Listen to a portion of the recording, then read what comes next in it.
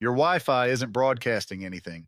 Nobody told you that because everybody, including the guy who installed your router, thinks it works like a radio station, just blasting signal into the void and hoping your phone catches some of it. It doesn't. Your router and your phone are having an actual back and forth conversation, thousands of times a second, and neither one shuts up. Here's what that misunderstanding costs you. You bought a $300 mesh system because the box said faster.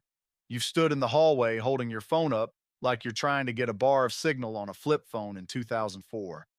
You've called your internet provider, sat on hold for 40 minutes, and paid for a technician visit for a problem that had nothing to do with your internet speed and everything to do with where you put a $40 box 3 years ago. The average household troubleshoots Wi Fi problems by guessing, rebooting the router, turning it off and on again, buying a new one.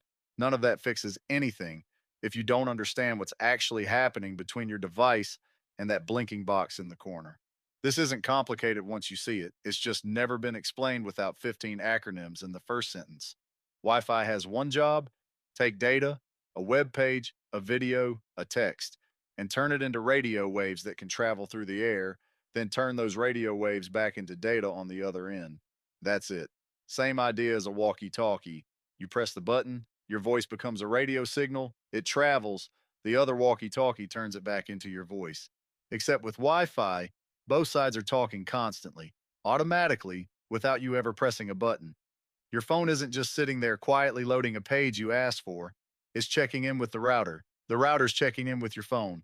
Are you still there? Did that last packet arrive? Send it again. Here's 10 more packets. Got it. Send more. This happens thousands of times per second for something as simple as reading an email. That back and forth is Wi Fi's entire job. Everything else, the settings, the bands, the weird acronyms on the box, is just details about how well that conversation goes. Now, here's the part that breaks people's brains. Standing closer to your router doesn't always make your Wi Fi better. Sometimes it makes it worse, because the problem usually isn't signal strength, it's traffic. If you and everyone else in the house are all crowded onto the same frequency, standing closer just means you're yelling louder in a room where 6 other people are also yelling. You didn't fix the crowd, you just got closer to it. This is why your Wi Fi can show full bars and still buffer like it's 1998. That crowding problem is exactly why your router broadcasts on 2 different frequencies, 2.4 gigahertz and 5 gigahertz, and almost everyone assumes 5 is just the fast one. It's not about speed, it's a trade off. 2.4 gigahertz travels farther and punches through walls better, but it's slower and it's crowded because a dozen other things in your house are also shouting on that exact frequency, your microwave included. Your microwave operates at 2.4 gigahertz, same frequency as half your smart home. Run it long enough during a video call, and you can watch your call glitch out in real time because you're now arguing with a kitchen appliance for airtime. 5 gigahertz is faster and less crowded, but it's got a shorter range and it struggles with walls. Neither one is better. They're built for different jobs, and most routers pick automatically without ever telling you which one you're on. And one more thing that'll ruin your day at trivia night: Wi Fi doesn't stand for anything. Everyone assumes it's short for wireless fidelity, the same way hi fi means high fidelity. It isn't. A branding firm made the name up because it sounded catchy next to the Alliance's logo, and the wireless fidelity explanation got bolted on afterward because people wanted it to mean something. It's a made up name for a made up standard that happens to run your entire life. 3 things decide whether that conversation between your devices goes smoothly. First, the frequency band: 2.4 versus 5 gigahertz, which we just covered. Second, interference: anything else shouting on the same frequency, from your microwave to your neighbor's router to a baby monitor from 2011, nobody unplugged.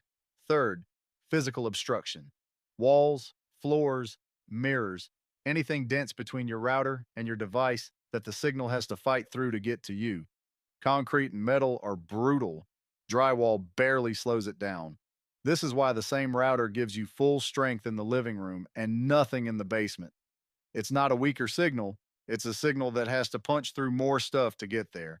So here's what you actually do with this. 1. Stop assuming closer is always better. If your Wi Fi is slow with full bars, the problem is congestion, not distance. So try switching devices to the less crowded band manually instead of walking toward the router. 2. Keep your router away from microwaves, baby monitors, and other 2.4 gigahertz devices. Not because it looks bad, because it's competing for airtime with your toaster oven. 3.